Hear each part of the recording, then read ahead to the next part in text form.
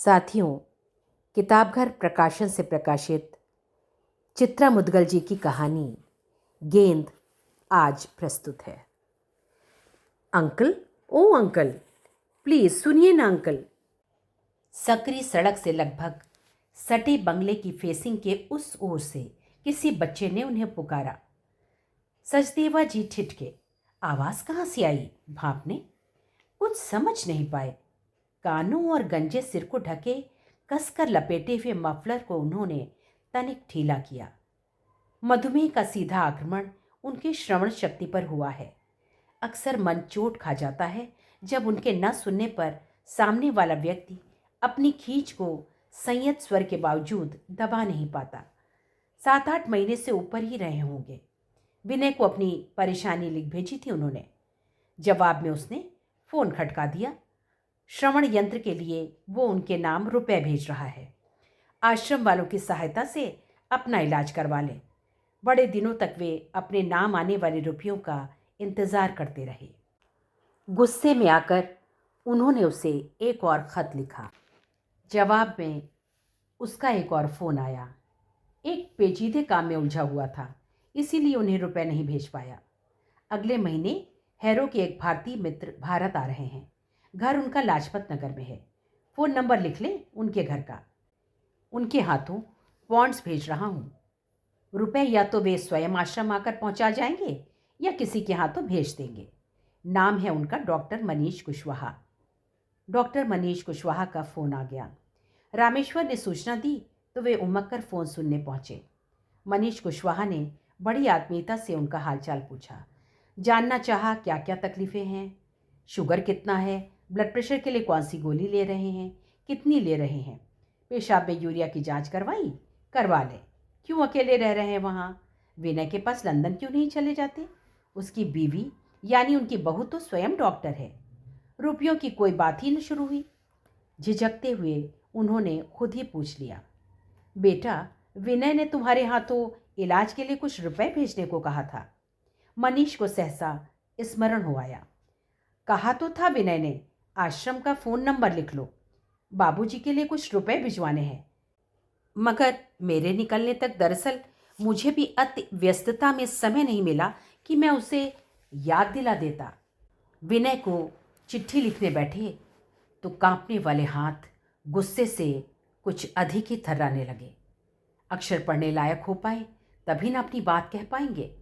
तय किया, फ़ोन पर खरी खोटी सुनाकर ही चैन लेंगे। फ़ोन पर मिली मार्गरेट।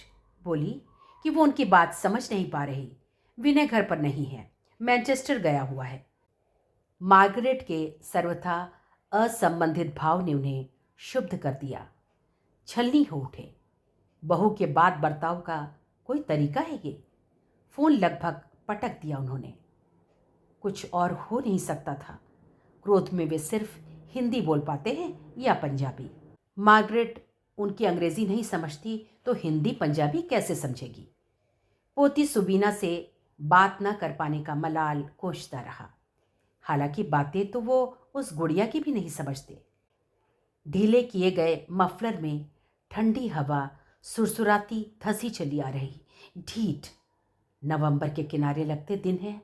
ठंड की आवाती सभी को सोती है, उन्हें बिल्कुल नहीं। सांझ असमय सिंदूरी होने लगती है। धुंध का डग नहीं भरता।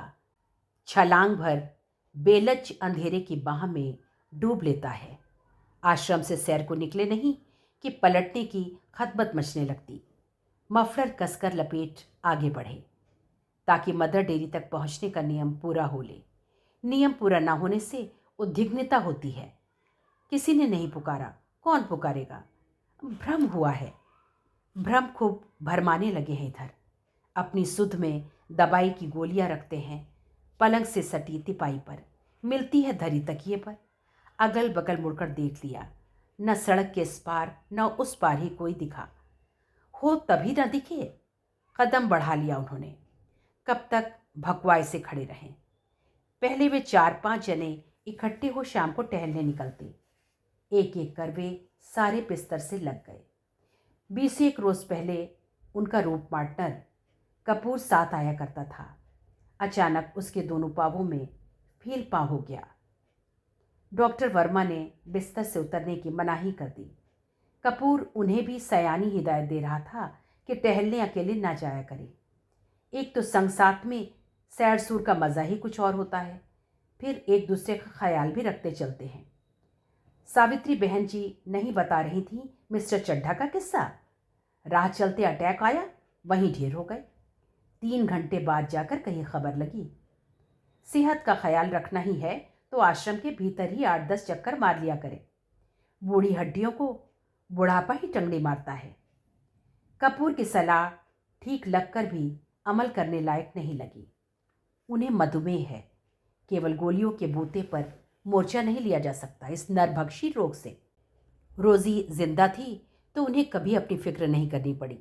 नित नए नुस्खे घोट घाट कर पिलाती रहती। करेले का रस, मेथी का पानी, जामुन की गुठली की फंकी और न जाने क्या क्या। ये अंकल, इधर पीछे देखिए ना, कब से बुला रहा हूं। फेंसिंग के पीछे हूं मैं। पीछे आइए, इधर इधर देखिए ना। फेंसिंग के पीछे से उचकता बच्चा उनकी बेध्यानी पर झुंझलाया। हकबकाए से वे पुनः ठिठक कर पीछे मुड़े। अब की सही ठिकाने पर नजर टिकी। ओ, तू पुकार रहा है मुझे। फेंसिंग के उस पार से बच्चे के उचकते चेहरे ने उन्हें एक बार की हुलास से भर दिया। क्यों भाई, किस वास्ते? उनका स्वर अनमनाया। अरे, मेरी गेंद बाहर चली गई है। कैसे? बच्चे का स्वर उनके फिजूल से प्रश्न से खींचा। बॉलिंग कर रहा था। अच्छा, तो बाहर आकर खुद क्यों नहीं ढूंढ लेते अपनी गेंद? बच्चे का आशय भांप वे मुस्कुराए। गेट में ताला लगा हुआ है। ताला खुलवा लो मम्मी से। मम्मी नर्सिंग होम गई हैं। नौकरानी तो होगी घर में कोई। बुद्धिराम गांव गया है, घर पे मैं अकेला हूं। मम्मी बाहर से बंद करके गई है। बच्चे के गब्दू भोले मुख पर लाचारी ने पंजा कसा। अकेले खेल रहे हो। अकेले? मम्मी किसी बच्चे के साथ खेलने नहीं देती। भला वो क्यों? मुझे भी गुस्सा आता है। बोलती है बिगड़ जाओगे, यहाँ के बच्चे जंगली हैं। बड़ी गलत सोच है। खैर, तुम्हें नर्सिंग होम साथ लेकर क्यों नहीं गई? माँ की बेवकूफ़ी पर उन्हें गुस्सा आया। घंटे आध घंटे की ही तो बात थी। बच्चे को इस तरह अकेला छोड़ता है कोई? मम्मी घंटे भर में नहीं लौटेगी अंकल, रात 9 बजे के बाद लौटेगी। इतनी देर से? मम्मी तो डॉक्टर है। मेरे साथ रहने के लिए नर्सिंग होम में एक नर्स आंटी आएंगी अभी। वही गेट खोलेंगी, घर भी खोलेंगी। पहले तो अंकल मम्मी मुझे घर में बंद कर जाती थी। उनके माथे के बल चिंता और अविश्वास से गहराए। और तुम्हारे पापा कब आते हैं? पटर पटर बोलने वाला बच्चा अनायास चुप्पी की खो में उतर गया। नहीं है। आशंकित उन्होंने प्रश्न किया। फिर लगा कि इतने छोटे बच्चे से उन्हें यह सवाल नहीं पूछना चाहिए था। है ना, बच्चे ने संशय निवारण किया। फिर उसे कुरेदने से वे स्वयं को नहीं रोक पाए। अलग रहते हैं। अलग क्यों रहते हैं? मम्मी लड़ती है उनसे। ओह अंकल, मेरी गेंद ढूंढ दीजिए ना। तुम मुझे अंकल क्यों कह रहे हो? मैं तुम्हारे दादाजी की उम्र का हूँ, मुझे दादाजी कहो। बच्चा असमंजस में पड़ गया। बूढ़ों को दादाजी कहकर पुकारते हैं, उन्होंने समझाया। बच्चा लहक कर बोला, हाँ नाना जी भी बोलते हैं। दादाजी को नहीं जानते? नहीं। बच्चे ने मासूमियत से मुंडी हिलाई। चलो मुझे दादाजी पुकारा करो। पुकारोगे ना? सहसा उनका गला भर्रा आया। हैरत हुई स्वयं पर। पुकारूंगा, पर मेरी गेंद ढूंढ कर देनी होगी आपको। ढूंढ दूंगा, पहले पुकारो। दादाजी, मेरी गेंद ढूंढ दीजिए ना। सचदेवा जी की बूढ़ी आंखों में एकाएक पैनापन आ समाया। बड़ी देर तक सड़क के किनारे की घास फूस में बच्चे की गेंद टोहते रहे। बच्चे की हिदायत पर सड़क के उस पार भी गेंद ढूंढने की कोशिश की उन्होंने। गेंद कहीं नहीं दिखी। हताश हो वे उसके निकट आ खड़े हुए। बच्चे का चेहरा उतर गया। तुम यकीन के साथ कह सकते हो कि गेंद बाहर उछली थी? हाँ, उछली है। अचानक फेंसिंग के ऊपर उचके बच्चे का संतुलन गड़बड़ाया। धप से गिरने की आवाज़ें शोर आई। वे घबराए। ध्यान गया, खासी ऊंची फेंसिंग से उचक कर इतना छोटा बच्चा उनसे कैसे बतिया सकता था? निश्चय ही किसी चीज़ पर खड़ा हुआ होगा। बरखुरदार, गिर कैसे गए? भाई चोट तो नहीं आई? नहीं दादाजी, घास पर गिरा हूँ। पल भर में बच्चे का चेहरा फिर से जल की सतह पर कमल सा खिल आया। फौरन गिरने की सफाई दी। आप डर गए? क्या है ना दादाजी, मैं तो छोटा बच्चा हूं ना, लकड़ी के खोखे पर खड़ा हूं। अच्छा अच्छा, अब संभल कर खड़े रहो। ये नहीं कह सके कि ऐसे मत खड़े हुआ करो। ये भी तो लगा कि जब तक वो इस ओर खड़े हो रहेंगे बच्चा खोखे पर से नीचे नहीं उतरने वाला। बोले, ये तो तय है कि गेंद अहाते के भीतर ही गिरी है कहीं। तुम मानो या ना मानो, मैं चलूं? अंधेरा होने को है। अरे नहीं नहीं दादाजी, मत जाइए ना प्लीज़। बच्चे ने नन्ही हथेलियां नचाई। गेंद गुम हो गई, अकेले खेल भी नहीं सकता ना। जी भड़बड़ाया, कोई इन्हें रोकने को इतना मनुहार कर सकता है? मोटे चश्मे के पीछे आंखों में गीली धुंध पसर गई। ऊपर तने अपने चेहरे को उन्होंने नीचे गिरा लिया ताकि धुंध की पिघलती बाढ़ को खूंट सके। बच्चे को वे अनिश्चय में जकड़ने लगे। रुकेंगे ना? सहमति में उन्होंने सिर हिलाया। धुंधलके में जली बत्तियां उन्हें चौंधियाती हैं। किरमिच के जूतों में कसे पंजों से जमीन फूंक फूंक कर साधनी होती है। मासूम को उनकी दिक्कत का क्या अंदाजा? बताकर भी क्या होगा, मानेगा ही नहीं। जिद्दी कम नहीं। कल भी आएंगे? आऊँगा, सैर का यही रास्ता है। मगर क्यों? कल क्यों आऊँ? आज तो गेंद मिली नहीं, कल ढूंढ दीजिएगा। मम्मी को नहीं बताऊंगा गुम हो गई। देखो, तुम्हारे लिए मैं कल नई गेंद खरीद लाऊंगा। ढूंढूंगा नहीं, बूढ़ा हो गया हूं ना, अधिक देर झुक नहीं सकता। नई गेंद? आप मुझे नई गेंद ला कर देंगे? अविश्वास के बावजूद बच्चे के गब्दू चेहरे पर ललक कौंधी। ललक ने उन्हें पुलकाया। इसमें अचरज की क्या बात है? दादाजी अपने पोते को नई गेंद नहीं खरीद कर दे सकते? फिर तो अच्छी वाली गेंद खरीद कर लाइएगा, वो जैसी गेंद से कपिल देव बॉलिंग करता है। अच्छी वाली ही लाऊंगा। बड़े दिनों के बाद वे हंसे। अपनी हंसी पर विस्मित भी हुए। उन्हें तो यही लगा था कि हंसी से उनका नाता टूट चुका है। तभी बच्चे का चेहरा फेंसिंग पर से गायब हो गया। वे भौचक से कुछ कहते कि अचानक जहाज के उठते मस्तूल सा उन्हें बैट नजर आया। अगले पल बैट अवलोकन के लिए उनकी ओर बढ़ाया गया। वे बच्चे का मनोभाव ताड़ गए। अच्छा तो है। उनका बहलाना उसे रुचा नहीं। ये अच्छा है, प्लास्टिक का है, देखिए कितना पिचक गया है। उनकी हंसी ने पंख फड़फड़ाए। मतलब कि तुम्हें बैट भी नया चाहिए? जवाब न देकर एकाएक बच्चा चौकन्ना हुआ। नर्स आंटी गेट खोल रही हैं दादाजी, मैं जा रहा हूं, आपसे कल यहीं मिलूंगा। उन्होंने बच्चे से नाम तो पूछा ही नहीं, अपनी नासमझी पर खींचे। तुरंत आवाज लगाई, साहब बहादुर अपना नाम तो बताते जाओ। मैं तो बिल्लू हूं दादाजी, बिल्लू। खोखे पर से उतरते हुए हड़बड़ाया जवाब आया। पलटने में रास्ता बहुत छोटा लगा। बिल्लू रास्ते भर कुंदकियां मारते उनके संग चलता रहा। बिल्लू इसी सेक्टर में रहता है।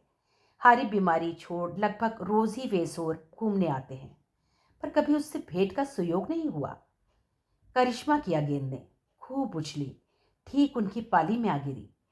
पहले क्यों नहीं गिरी, इस बात का मलाल हो रहा था। ऐसा ना करें, बैट बॉल खरीदने की बजाय बिल्लू को पूरा क्रिकेट किट ही खरीद दे। भौचक रह जाएगा, बल्कि खूब खुश होगा। पैसे पता नहीं कितने खर्च होंगे, होंगे सो होंगे। पेंशन वृद्धाश्रम के नाम लिख दी है उन्होंने। उसी मद में उनके रहने खाने दवा दारू आदि की व्यवस्था हो रही है। पिछले वर्ष से बढ़ी हुई पेंशन ही नहीं मिल रही। जब से बढ़ी है उसकी बकाया रकम भी इकट्ठी मिली है। अतिरिक्त मिले रुपयों में से मुश्किल से सावित्री बहन जी ने मांगने पर कुछ ढीले किए। बड़ी महंगाई और वृद्धाश्रम के निरंतर बढ़ रहे खर्चों का रोना रोते हुए ट्रस्ट की सीमाओं की ओर खुलकर इशारा किया उन्होंने। ट्रस्ट कहाँ तक बोझ वहन करे? आर्थिक संसाधन के रास्ते मुंह सिए हुए हैं। अधिकांश बुजुर्ग ऐसे हैं जिनके घर वाले साल डेढ़ साल नियमित खर्च भेजते रहे, अब जिम्मेदारी से मुंह मोड़ सन्नाटा खींचे बैठे हैं। वृद्धाश्रम में रहकर भी बुजुर्ग अपनी बची खुची संपत्ति अंत में अपनी उन्हीं नालायक औलादों के नाम लिख जाते हैं जिन्होंने उन्हें तिरस्कृत कर घर से बाहर कर दिया। सिद्धेश्वरी बहन जी का किस्सा भूले नहीं होंगे आप। एकमात्र मकान बच्चों के नाम लिख देने के बावजूद इसी शहर में होकर भी उनके घर वाले उनके क्रियाकर्म को सामने नहीं आए। इसी बात पर खफा थे कि उन्होंने क्यों अपने सोने की चूड़ियां और गले की भारी लड़ आश्रम को दान कर दी। कल जरा जल्दी सैर को निकलेंगे। रिक्शे में बैठ पहले अट्टा मार्केट जाएंगे। खेल का सामान बेचने वाली किसी बढ़िया सी दुकान से बिल्लू के लिए क्रिकेट किट खरीदेंगे। उस पर अपना आशीष लिखेंगे और लिखेंगे बिल्लू को उसके दादाजी की ओर से। डॉक्टरनी माँ को शायद उसके उपहार पर आपत्ति हो। बिल्लू क्रिकेट किट लेने से शायद डरे। बच्चा है, उससे अपनी ललक दब नहीं पाई। जल्दी इसलिए भी निकलना चाह रहे थे कि नर्सिंग होम निकलने से पूर्व डॉक्टरनी से उनकी भेंट हो जाए। डॉक्टरनी चाहे जितना नानुकुर करे, वे नहीं मानने वाले। परिचय देंगे, अरे गहरे आदमी नहीं है वे। नवोदय विद्यालय के अवकाश प्राप्त प्रधानाचार्य हैं, घर परिवार वाले हैं। वृद्धाश्रम के गेट में घुसते ही प्रांगण में इकट्ठी भीड़ ने उन्हें आशंकित कर दिया। कहीं राम की प्यारी तो नहीं हो गई चटर्जी दी। घोर कष्ट में थी। कल दोपहर ही तो उन्हें कैलाश अस्पताल से ये कहकर वापस भेज दिया गया था कि उनकी दोनों किडनियों ने लगभग काम करना बंद कर दिया है। अब तब का मामला है। उनकी इच्छा थी कि आश्रम में अपने संगी साथियों के बीच वो आखिरी सांस लें। वही तो उनका घर परिवार है। सावित्री बहन जी का आदेश हुआ है, रात्रि भोजन से पूर्व सभी बुजुर्ग चटर्जी से पंक्तिबद्ध मिलेंगे ही नहीं, बल्कि 1.5 घंटे उनके कमरे के समक्ष बैठ भजन कीर्तन भी करेंगे। वहीं भजन जिन्हें वे स्वयं मग्न हो गाया करती। गिरधर गिरधर गिरधर, गिरधर मोर मुकुट वाले, वंशीधर, माखन चोर, किशन कनाई तू सिरमौर। डूब कर कीर्तन हुआ। सहसा बिमला बहन जी हर्ष विभोर हो चीख उठी थी। आंखें खोल दी हैं चटर्जी ने, कुछ कहना चाह रही हैं। खड़िया पुते से मुख पर सूखे पपड़ियाए होंठ अस्फुट सा कुछ बुदबुदा रहे थे। हो सकता है तुलसी दल और गंगाजल मुंह में टपकाने के लिए कह रही हूँ। साध्वी के मुंह से और क्या निकलेगा। जाओ दौड़ो, जल्दी गंगाजल और तुलसी दल लाओ। गंगा जल आने तक बिमला बहन जी ने चटर्जी के होठों के पास कान रख दिए। चटर्जी लगातार त्याग दिए गए बेटे का नाम बुदबुदा रही थी। श्यामोल श्यामोल। बिमला बहन जी के बताते ही सभी बुजुर्गों में चीरती अनमनाहट व्याप्त हो गई। सरेआम चटर्जी दी कहती थी, मरूं तो दाह संस्कार चाहे जिससे करवा देना, नालायक बेटे को खबर ना करना। जुटे लोगों के निकट पहुंच तनातनी भरे माहौल ने उन्हें अबूझ बना दिया। सावित्री बहन जी के तमतमाए चेहरे से मामला कुछ और ही लगा। भीड़ को चीरकर सावित्री बहन जी की नज़र उनकी ओर लपकी।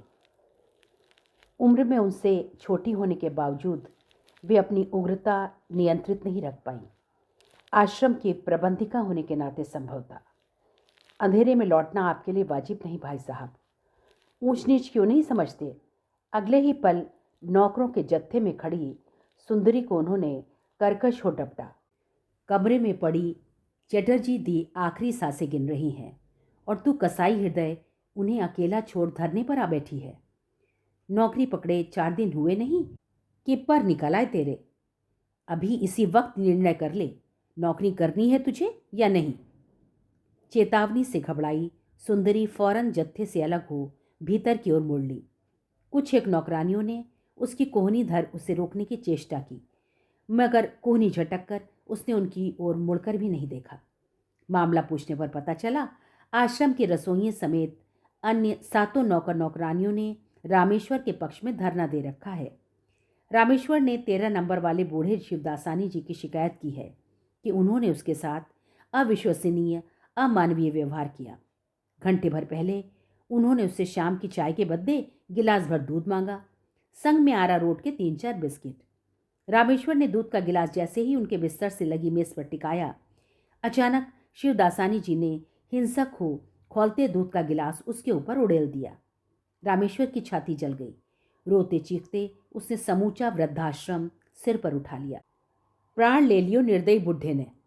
हैरान बुजुर्गों को रामेश्वर ने अपनी दूध से भीगी छाती खोलकर दिखाई। छाती जल रही है। उसकी पूरी छाती काले रों से भरी है। ललाई नहीं दिखाई दे सकती। दिखाई देती तो उन्हें अंदाजा लगता शिवदासानी जी की निर्दयता का। मामला मामूली नहीं, दब नहीं सकता। ज्यादती के खिलाफ प्रतिवाद होगा। तत्काल सारे नौकरों ने काम से हाथ खींच लिए। बिस्तर से लगे बुजुर्गों को टट्टी पेशाब कराने वाला मनेसुर हाथ मटका मटका कर नेताई बघारने लगा। एक तो हम कब्र में पांव दिए इन बूढ़े बूढ़ियों को माई बाप कबूल कर तनमन से इनकी सेवा टहल करें, ऊपर से इनका भस्मासुरी क्रोध झेलें। कोई पूछे इनसे, तुम्हारे अपने जाए तो तुम्हारा हगना मुत्ता उठाने को राजी नहीं। जो उठा रहे हैं उन्हीं को रेतने को तुम तरिया रहे। आखिर हम भी तो हाड़मास के मानुस ठहरे, कोई लोहा लंगड़ के गढ़े बने तो है नहीं। बोलिए। शुद्ध सावित्री बहन जी ने बुजुर्गों को फटकारा। आप लोग नौकरों को इंसान क्यों नहीं समझते? पैसा ही सब कुछ नहीं होता। मिशन भावना ना हो तो आपकी एक घंटी पर ये अपना खाना पीना छोड़कर हाथ बांधे आ खड़े ना हो। नौकरों की पुचकार के पीछे सावित्री बहन जी की मंशा अस्पष्ट नहीं। नौकरों की पूछ सहलाए बिना उठ खड़े हुए संकट से उबर पाना आसान नहीं। बुजुर्गों को छोड़ वे शुद्ध रामेश्वर की ओर उन्मुख हुई। सिद्धहस्त अभिनेत्री सी भावुकता ओढ़े। मैं एक ही बात कहती हूँ रामेश्वर, शिवदासानी जी की जगह तुम्हारे पिता ने यह हरकत की होती तो उनके साथ तुम्हारा यही व्यवहार होता। जाओ डिस्पेंसरी खुलवाकर डॉक्टर सब्बरवाल जी से दवा ले आओ। चाहो तो घर जाकर आराम करो, तुम्हारे बदले शिव शंकर नाइट ड्यूटी कर लेगा। रामेश्वर के कंधे थपथपाए उन्होंने। वैसे ही काफ़ी देर हो चुकी है, जाओ सब अपने अपने काम पर लगो। और आप लोग सुनिए, कल की ही भांति आज भी खाना खाने से पहले चैटर्जी दी के लिए आप लोग कीर्तन करेंगे। रामेश्वर की चुप्पी को अनुमतिमान नौकर खिसकने लगे। बूढ़ों की झुर्रियों में उलझी उदासी डेरा उठाने को राजी न थी। 90 साल की उम्र दराज कमलेश बहन जी को सावित्री बहन जी के निहोरे जचे नहीं। अपनी बैठी आवाज़ में वे शिवदासानी जी की पैरवी के लिए झुकी कमर से आगे आईं। जाने को उद्दत रामेश्वर को टोका उन्होंने। तू इतना भर बता पुत्र, माता शेरावाली दी 100 तुझे, दूध कितना गर्म था? खौलता था। खौलते दूध का गिलास तू लाया कैसे? अनपेक्षित प्रश्न से रामेश्वर सकपकाया। अंगोछे में लपेट कर। तू गिलास अंगोछे में लपेट कर लाया और शिवदासानी भाई जी ने गिलास नंगे हाथ चुक फौरन तेरे ऊपर उड़ेल दिया। खिसियाया सा रामेश्वर बम का। आपका मतलब मैंने झूठ बोला? ना ना पुत्र, तू झूठ नहीं बोल रहा, बस दूध के नीचे तूने आंच जरा ज्यादा ही बढ़ा दी। ठहरे हुए लोग एक बारगी हंस पड़े। शिवदासानी जी के कमरे के सामने से गुजरते हुए सचदेवा जी अपने कमरे की ओर बढ़े कि उन्हें बिस्तर पर बेचैन बैठे पा भीतर जाकर उनसे मिल लेने को विवश हो उठे। सांस तेज चल रही थी उनकी, दमा उखड़ रहा था। आंखों से उफनती तकलीफ ने उन्हें बिस्तर पर बैठने का संकेत किया। पूछने पर भरे मन से बताने लगे। मना करने के बावजूद रामेश्वर खूब तंग करने लगा है इधर उन्हें। गुनगुना दूध मांगो तो फ्रिज का ठंडा दूध सामने लाकर रख देगा।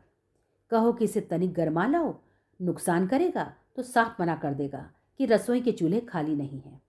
सुबह पूछ के जाएगा कि नाश्ते में दलिया खाना है या कॉर्नफ्लेक्स। दलिया मांगने पर घंटे भर बाद आकर सूचित करेगा कि दलिया ख़त्म हो गया। कॉर्नफ्लेक्स दूध खाना चाहें तो वो ले आए। अक्सर ताना मारता है उन्हें कि ना वे कभी तीज त्योहार मुट्ठी में चापते हैं, कुछ पकड़ाते हैं उसे, और ना उनके मिलवाइए भेटिए। बस घंटी बजा बजा कर सेंत मेत में उसे गधे सा दौड़ाते रहते हैं। आज वही किया उसने। मांगने पर ठंडा दूध लाकर रख दिया। गर्म करके लाने के लिए कहते ही वही पुराने टोचते बोल दोहराने लगा। गुस्से के मारे वे आपा खो बैठे। ले बख्शीश। भीतर की खौलन ने सहसा बीच रास्ते पछाड़े खा रही सांसों उसासों को कंठ में दबोच लिया। शिवदासानी जी की आंखें बाहर की ओर आने लगी। मेज पर धरे अस्थमा पंप को उठा देने का संकेत किया उन्होंने। मुंह खोलकर पलों तक प्राणवायु पूरी ताकत से फेफड़ों में खींचते रहे। कुछ सामान्य हुए तो अचानक धैर्य छोड़कर बच्चे से बिलखने लगे। पास सरक कर उन्होंने आत्मीयता से उनके कंधे थपथपाए तो पाया शीत की घुरघुरी सदृश उनकी इकहरी देह कपकपा रही है। वे मन ही मन शिव स्तोत्र पढ़ने लगे। रोज रात जानबूझकर खुले छोड़ दिए जाने वाले बाथरूम की पीली रोशनी की चौड़ी शहतीर और कपूर के नींद की गोलियों से उपजे कर्कश खर्राटे सचदेवा जी को झपकने तक नहीं दे रहे। न शायद वे बहाने गढ़ रहे हैं। रोशनी हमेशा ही पूरी पूरी रात उनके पलंग से गज भर की दूरी पर जागती रहती है और कपूर के खर्राटे उन्हें इत्मीनान से भर देते हैं कि इर्द गिर्द सब ठीक है, निश्चिंत हो वे सो सकते हैं। शायद अंतस में हिलोरे ले रही कोई अधीरता है जो उन्हें सोने नहीं दे रही। हाँ, शायद यही सच है। वे बिल्लू के लिए बेचैन हैं। कब भोर हो, सूरज चढ़े, दोपहरी सांकल खोले और वे फटाफट अट्टा मार्केट दौड़ें ताकि उसके लिए मनपसंद क्रिकेट किट खरीदकर उसे चमत्कृत कर दें। वो नादान तो सोचे बैठा होगा कि ज़्यादा से ज़्यादा दादाजी उसके लिए गेंद के साथ बैट ले आएंगे, बस। गोल मटोल गप्पू से चेहरे पर छल्लेदार बाल कैसे झबरीले से हैं। माया की धार तेज हुई। क्रिकेट किट के साथ बिल्लू के लिए कैप भी खरीदेंगे, ठीक वैसी ही जैसी गवास्कर के बेटे रोहन गवास्कर को दूरदर्शन पर पहने देखा था। डॉक्टरनी के लिए भी कुछ ले जाना होगा। हल्दीराम से काजू या पिस्ते की बर्फी ले लेंगे, बिल्लू खाएगा मज़े से। हौस कुलाचे भर रही थी, लेकिन इतना कुछ खरीदने के लिए रुपए हैं पास में। विनू के लिए जब बैट खरीदते थे तब मुश्किल से 30-35 का आता था। महंगाई ने तब आदमी की जेब सूंघनी भर शुरू की थी। तब उतनी ही सूंघाई भारी लगती थी। अब तो मामला 100% उलट। क्यों ना अपनी अलमारी खोल समाई नाप जोख ले। 3 अलग अलग कोने किनारों में रुपए चाप रखे हैं उन्होंने। एक तो कोट की अंदरूनी जेब में, दूसरे अलमारी के बीच वाले खाने के ऊपर बिछे अखबार की तह में, तीसरे विनू की चिट्ठियों के बीच एक बंद लिफाफे में 5-5 के 6 नोट रखे हैं। ये सावधानी ज़रूरी लगती है उन्हें। 4-5 महीने पहले की घटना होगी। सैर को निकले तो अलमारी की चाबी कमरे में ही भूल गए। लौटे तो मनी पर्स निकाल कर टोहा। तकरीबन 700 रुपये पर्स से एक मुश्त नदारत मिले। उठे सिरहाने चाबी रखी, चाबी टटोली। पूरी सावधानी के साथ बेआवाज़ चाबी घुमाई और अलमारी के पल्ले खोले। बाथरूम की रोशनी की हल्की उजास में ही तीनों ठिकाने टोहे। संपत्ति सुरक्षित मिली। अलमारी बंद कर शांत भाव से बिस्तर पर करवट ले लेट गए। बिल्लू की नन्ही गदेली कनपट्टी थपथपाने लगी, आंखें मूंदने लगी। नींद खुली तो पाया प्रकृति के विपरीत उन्हें सुबह 9:15 तक सोता हुआ पाकर कपूर चिंतित हो रहा है। उठकर बैठते ही सवाल गोली सा छूटा, आप तकलीफ से तो नहीं हैं? सवाल के जवाब में उन्होंने सवाल दागा, एक बात बताओ कपूर, आदमी देर तक कब सोता है? जब वो किसी मीठे सपने की गिरफ्त में होता है। तो मैं भला चंगा हूँ समझे। क्षण भर को कपूर अबूझ हो उठा, फिर अगले ही पल सहज हो बोला, आप देर से उठे हो, फटाफट फारिग हो, चाय नाश्ते से निपट लो, मैं कर चुका हूँ। क्यों? सावित्री बहन जी का आदेश है। कोई मिनिस्टर आने वाला है आश्रम में? नहीं भाई जी, फिर कैसी हड़बड़ी? हड़बड़ी है माने वे जिद्दियाए। चटर्जी दी कपूर का स्वर भर्राया। ओह, उनकी करुण ओह खुले अंगूठों में स्तब्ध सी टंग गई और बड़ी देर तक उनके दरमियान बच्चे खोई बिल्ली सी निशब्द रुदन करती मंडराती रही। कपूर ने अपने सहारे उन्हें भी बाहर निकलने में मदद की कि सावित्री बहन जी ने चटर्जी दी के बेटे श्यामल से चंडीगढ़ बात कर ली है। बेटे ने स्पष्ट कह दिया, जो होना है आश्रम में ही होगा। उन्हें चंडीगढ़ ले जाने का प्रश्न ही नहीं उठता। तबादले की नौकरी ने उनकी कोई स्थायी देहरी रहने दी हो, तभी ना वो माँ को घर ले जाए। 12-1 के बीच वो आश्रम पहुंच जाएगा। दाह संस्कार का समय निश्चित हो गया है। दोपहर 2:30 बजे होगा। सावित्री बहन जी ने सख्ती से ऐलान किया है, कोई बुजुर्ग भूखा नहीं रहेगा। 12-1 के मध्य सभी भोजन से निपट लें, अपनी दवा दारू खा लें, 1 घंटा आराम कर लें। कपूर ने बताया, रसोइये का मुंह फूला हुआ है। भुनभुना रहा था कि अजीब है सावित्री बहन जी, कभी किसी ने ऐसी अनहोनी सुनी? घर पर मुर्दा पड़ा हो और घर का चूल्हा जले, सूतक में भोजन करेगा कौन? सावित्री बहन जी ने उसे धर दपटा, सभी करेंगे। चाय नाश्ता खाना सब बनेगा सामान्य दिनों की भांति। जिसे न खाना हो न खाए। बुजुर्गों को भूखा रखकर वे अपने लिए कोई अन्य मुसीबत खड़ी नहीं कर सकती। घंटी बजाऊं नाश्ते के लिए? कपूर के स्वर में मनोवल था। तब तक आएगा। नहीं, उन्होंने कपूर को झटकते हुए आगे नहीं बोलने दिया। रसोइये की बात गलत नहीं लग रही थी उन्हें। कपूर ने कैसे नाश्ता कर लिया? 5-6 घंटे पानी पीकर भी तो गुजारे जा सकते हैं। फिर आज का दिन सामान्य दिन की तरह तो है नहीं। सावित्री बहन जी के कहने से क्या होता है? चटर्जी दी की मौत उनके लिए निष्ठुर परिवार वालों के द्वारा सामान्य बना देने मात्र से तो सामान्य नहीं बन जाती। उनकी बिरादरी का एक जीवंत हिस्सा गुजर गया है, जो कल तक जीता जागता उनके साथ था, उनके सुख दुख का सहभागी। उसे अंतिम विदाई दिए बिना कौर दिया जा सकता है मुंह में? कितना अभिन्न मित्र है कपूर उनका।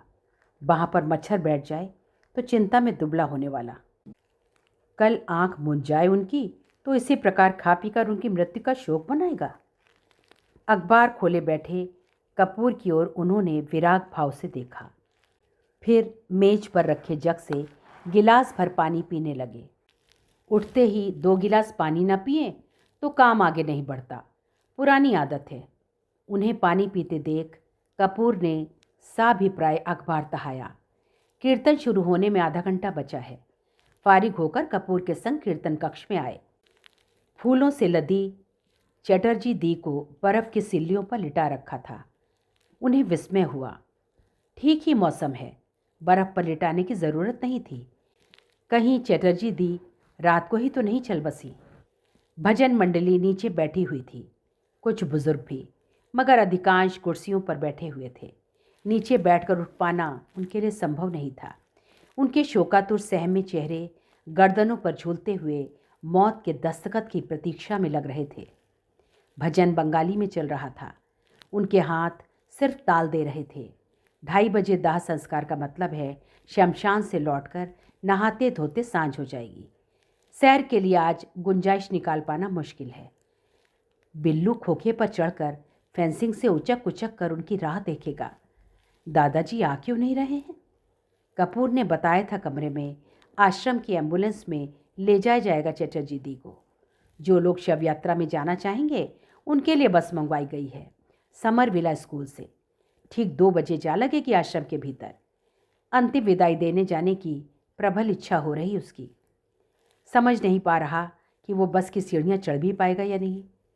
चटर्जी दी उसे हमेशा डांटा करती थी, कपूर भाई, बुढ़ापे का मोटापा साक्षात मौत की दावत होता है।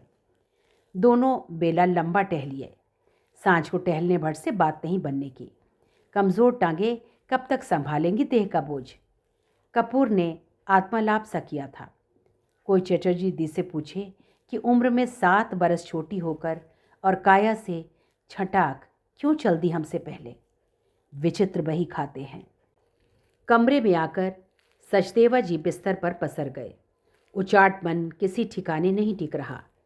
कपूर खिचड़ी खा रहा है। केवल मूंग की खिचड़ी बनी है। खाना आज खाने के कमरे के बजाय कमरे में ही परोस कर दे गया है रामेश्वर। वैसे भी बिस्तर पर गिरे बुजुर्गों को कमरे में ही पहुंचाया जाता है। रामेश्वर लगभग उनके पीछे ही पड़ गया। खाना ना खाएं उचित ही है, मगर कप भर दूध के साथ अपनी दवाइयाँ तो ले लें। दूध पानी एक ही बात ठहरी। उनसे तमीज़ से ही पेश आता है रामेश्वर। दिवाली पर उपहार में दिए गए खादी के 2 नए कुर्तों का खाता अब तक खुला हुआ है। चचेरी बहन आई थी दिवाली पर खील बताशे लेकर। उनके मैले कुर्ते ने उन्हें द्रवित कर दिया। अगले हफ्ते 2 कुर्ते पहुंचा गई। 4 जोड़ी से अधिक कपड़े अब उनसे संभलते नहीं। राजू ने उन्हें निकम्मा ही बनाया। आंखें लगी भर थी कि रामेश्वर की हाँक ने जगाया। बस आ लगी है आश्रम के मुहाने। विस्मित हुए। कमरे से बाहर न निकलने वाले बुजुर्गों को बाहर निकलते देखा, जिन्हें पहले से ज़्यादा उन्होंने कमरे की चौखट के बाहर कुर्सी पर बैठे भर देखा है। चटर्जी दी को एम्बुलेंस में ले जाने से पहले आश्रम के प्रांगण में रखा गया। 2 टोकरी गुलाब की पंखुड़ियाँ बाहर से मंगाई गई हैं। आश्रम के पेड़ पौधों ने भी उनके अंतिम श्रृंगार में मदद की है। सहायक विष्णु बुजुर्गों को अपनी आत्मीय साथिन को अश्रु भीगी पुष्पांजलि अर्पित करने में सहायता कर रहा था। सचदेवा जी चटर्जी दी के पुत्र श्यामल को उनके सिरहाने खड़े लोगों में ढूंढने की चेष्टा करते रहे। बंगाली समाज के बहुत से अजनबी चेहरों के बीच श्यामल का चेहरा उनकी पहुंच से बाहर हो रहा था। शमशान में दाह संस्कार के समय ही उसे पहचान सकेंगे। कपूर उनके कंधे से लगा, हिलता हुआ सुबक रहा है। उन्होंने देखा, गौर किया। कपूर के गले में पड़ा मफलर वो नहीं है जो गंगा सागर की तीर्थ यात्रा से लौटते हुए चटर्जी दी उसके लिए लाई थी। कपूर के हट के आगे उन्हें झुकना पड़ा। विष्णु और उन्होंने मिलकर उसे बस की सीढ़ियों पर चढ़ाया। ऊपर से खींचने में कुछ अन्य लोगों ने मदद की। कपूर के बगल में ही बैठे सचदेवा जी। बूढ़ों की बारात थी।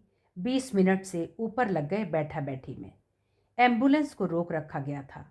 बस घुरघुराए तो एम्बुलेंस आगे चले। बस घुरघुराई, एम्बुलेंस बस के आगे होली। कमलेश बहन जी ने उच्चारा, बोलो राम नाम सत्य है, सत्य। अवरुद्ध कंठ उसी धुन में राम नाम उच्चारने लगे। आश्रम के बाहर होते ही बस एम्बुलेंस के पीछे बाईं ओर को मुड़ने लगी कि अचानक सचदेवा जी भड़बड़ाए से अपनी सीट से उठ खड़े हुए। हाथ उठा, ड्राइवर को पुकारते हुए कहने लगे, ड्राइवर साहब ज़रा गाड़ी रोकना भैया, रोकना तो। आगे बैठे लोगों ने उनके स्वर में स्वर मिलाया। उनके सीट से बाहर होते न होते कपूर ने उनका कुर्ता पकड़ लिया। आप भाई जी गाड़ी क्यों रुकवा रहे हैं? उतरना है मुझे। कुछ भूल गए? नहीं, याद आ गया, मुझे तो अट्टा मार्केट जाना है। अट्टा? किस वास्ते भाई जी? मगर सचदेवा जी उन्हें जवाब देने के लिए रुके नहीं। लपकते हुए रुकी बस के दरवाजे से नीचे उतर गए। उनके उतरते ही ड्राइवर ने बस बाईं ओर मोड़ दी। इसी के साथ ये कहानी समाप्त होती है। साथियों, अगर आपको मेरा वाचन पसंद आ रहा है तो कृपया मेरे चैनल को सब्सक्राइब करें, शेयर करें। धन्यवाद।